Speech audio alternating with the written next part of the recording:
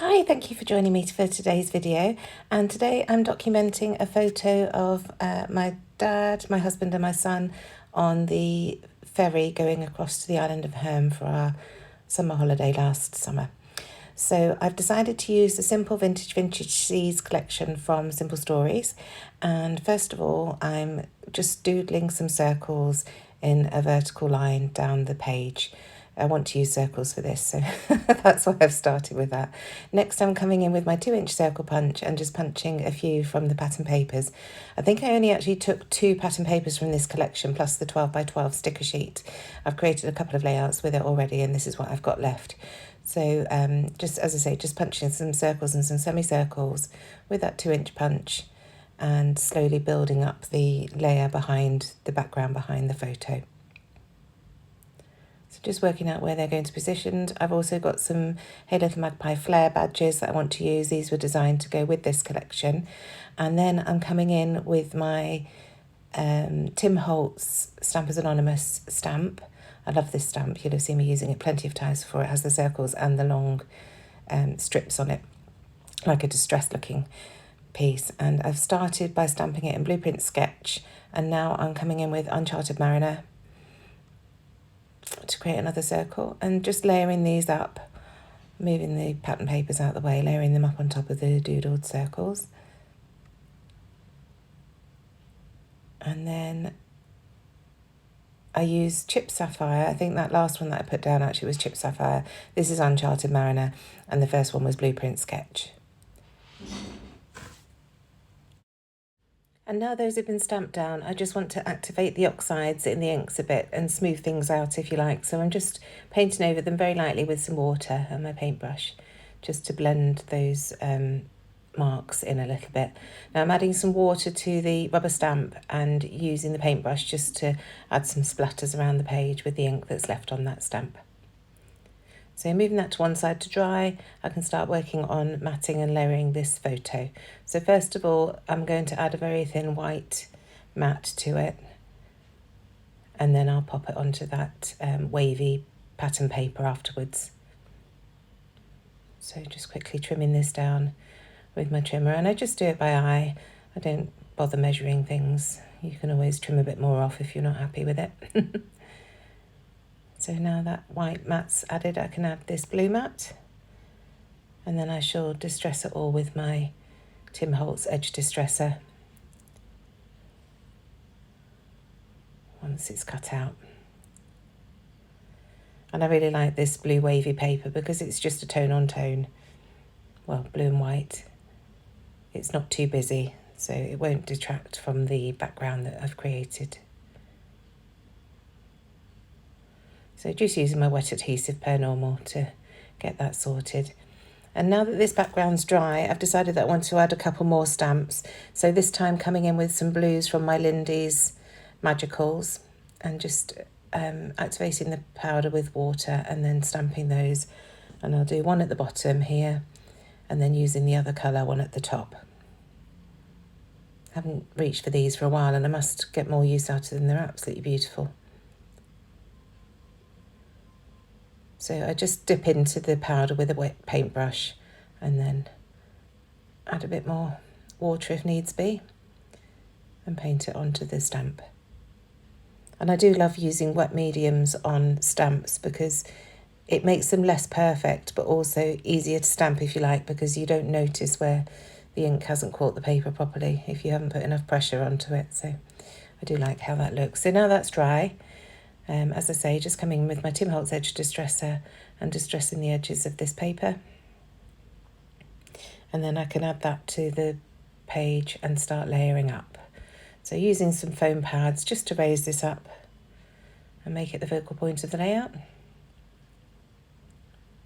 And I really love how this is coming together.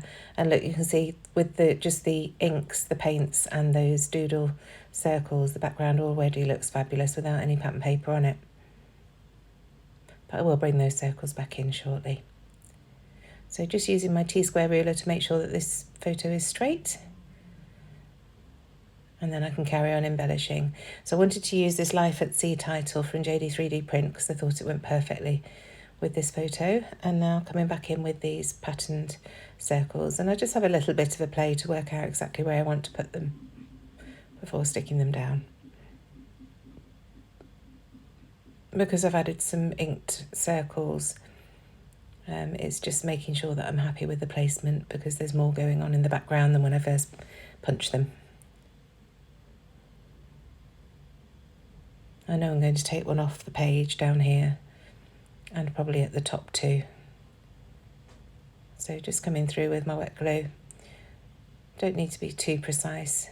I just want to get them adhered down.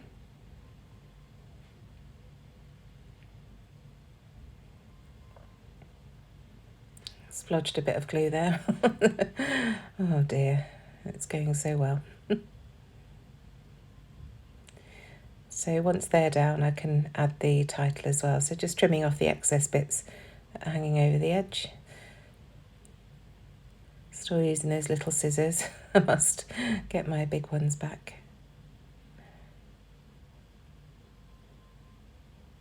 So I'll glue this title down now, and then I can start adding the rest of the bits and pieces once that's down. I always try and work from the bigger pieces down to the smaller pieces, and it was important to get this title in the right position.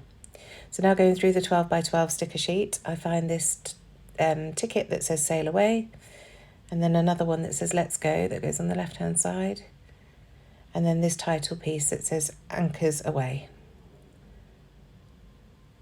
So just going to add a tiny bit of foam underneath that left hand side of that to make sure it stays standing up, because it's hanging off the edge of the photo at the moment.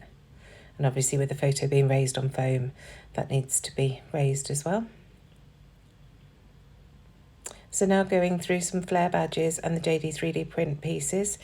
This navy blue anchor looks really nice there. As I say, these were designed to go with the Simple Vintage Seas collection. This ship's wheel came with that Life at Sea title, so that was perfect. And the anchors were in a different set that James created last summer. So just sticking that down. And then looking for more embellishments. So this sticker says, Let Your Dreams Set Sail. So I thought that looked really nice there. And bringing in a different blue again. And just seeing what else I can find. That's just a little blue heart that finishes off that cluster nicely. And now I'm going to come in with my journaling. And the journaling just reads, the traffic from the airport was heavy due to ongoing roadworks in St Peter's Port, so we missed the first Trident to Herm. The staff in the ticket kiosk were pretty amazing and held our luggage for us until the next sailing was due. It's little things like that that I want to document, and that's why I'm trying to do a mixture of older photos and more up-to-date ones so that I can capture those memories that you quickly forget. So just adding that anchor up there with next to that Sail Away With Me ticket that I found from the sticker sheet, and now coming in with some beautiful teal coloured sequins, just a few to dot around.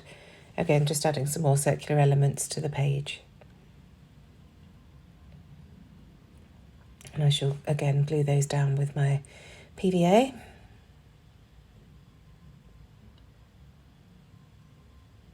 Just working my way around the page, making sure that I get them all.